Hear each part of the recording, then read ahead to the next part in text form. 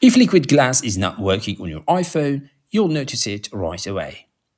Welcome back to the channel, guys. Now here's how you can tell something is wrong. If you swipe down to open the notification center, you'll see the background looks tinted instead of clear. Your lock screen clock might also look solid instead of that glassy transparent effect. And even parts of the UI just don't feel as smooth or glassy as they should. If that's happening, let's fix it. First, open Settings. Go to Display and Brightness. Now look for the liquid glass option and tap it. If it's set to tinted, change it to clear. You'll immediately notice your notifications look more transparent instead of having that tinted background. But if it is still not fully working, keep going. Go back to Settings. Now go to Accessibility. Tap on Display and Text Size.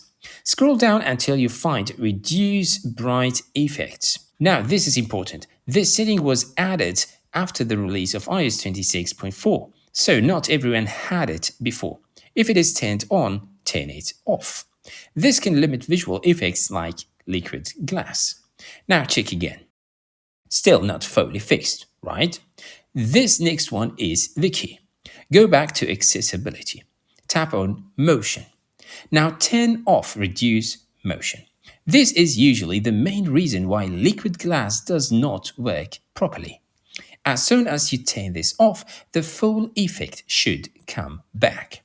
Now, one more thing before you go. If your lock screen clock or wallpaper still doesn't look like liquid glass, here is what to do. Tap and hold on your lock screen. Tap Customize.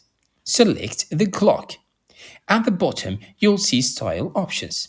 If it's set to solid, switch it to the liquid glass style. You can also adjust the intensity by sliding it all the way to get that full glass effect. And that's it. If this helped you, make sure to like, subscribe, and I'll catch you in the next one.